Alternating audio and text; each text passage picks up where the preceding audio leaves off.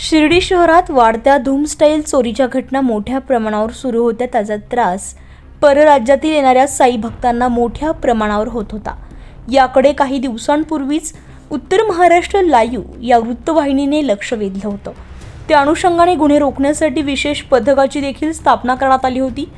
या चोरीच्या घटनेत विना नंबरच्या काळ्या पल्सरचा वापर होत असे. मात्र पहिल्यांदाच 28 मे रोजी पिंपळवाडी रोडवर असलेल्या दत्तनगर येथे बुलेटवरील अनोळखी तरुणांनी दुकानात बसलेल्या संगीता सुरेश बाबू रामलिंगम या महिलेच्या गळ्यातून 3.5 तोळे वजनाची मंगळसूत्र ओढून नेले होते.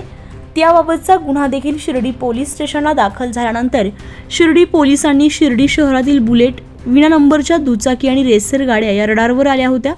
30 मे रोजी शिर्डी पोलीस स्टेशनचे या पथकातील कर्मचारी सतपाल शिंदे आणि केवल राजपूत यांनी जीवावर उदार होऊन साकुरी शिवाजवळ सीताफीने पाठलाग करून बुलेटवरील 2 संशयित तरुणांना जेरबंद करून ताब्यात घेतलं होतं.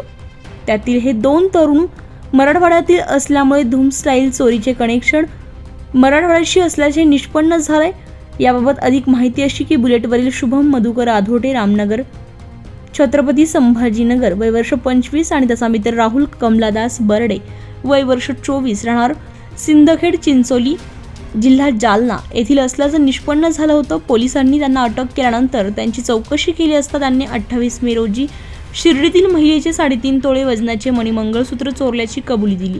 त्यांच्याकडून मंगळसूत्राची बनवलेली 30 ग्रॅम वजनाची सोन्याची लगड आणि नवी कोरी बुलेट असा 3,50,000 रुपयांचा ऐवज हस्तगत करण्यात आला असून त्यांच्यावर यापूर्वीचे गुन्हे दाखल आहेत. रात्रीचा प्रवास करून थेट बुलेटवरून शिर्डीत येऊन धूम स्टाईल चोरी करून झटपट परागंदा होण्याची त्यांची मोडस असल्याचं पुढे आलं आहे. या दोघांची अतिशय बारकाईने चौकशी सुरू असून या अगोदर शिर्डी येथे किती गुन्हे केले आहेत, त्यांच्यावर मराठवाड्यामध्ये गुन्हे दाखल आहेत का, तसेच यातून मिळालेले पैसे कोठे खर्च करत होते, यात आणखी कोणाचा सहभाग आहे का, याचा देखील अधिक तपास जिल्हा पोलीस प्रमुख राकेश ओला आणि अप्पर पोलीस अधीक्षक वैभव कलबुर्गी, उपविभागीय अधिकारी शिरीष वमने, पोलीस निरीक्षक रामकृष्ण कुंभार, सहाय्यक पोलीस निरीक्षक पप्पू कादरी हे करत असून या कारवाईमध्ये धूम स्टाईल चेन स्नॅचिंग पथकातील कर्मचारी इरफान शेख, अशोक शिंदे, बाबा खेडकर, गजानन गायकवाड, योगेश गरदास यांनी सहभाग घेतला होता. 28 मे रोजी दाखल झालेल्या गुन्ह्यामध्ये त्यांना अटक करण्यात आली असून आणखी गुन्हे उघडकीस येण्याची शक्यता शिर्डी पोलिसांनी व्यक्त केली आहे. उत्तर महाराष्ट्र लाईव्हसाठी किशोर पाटणी, शिर्डी.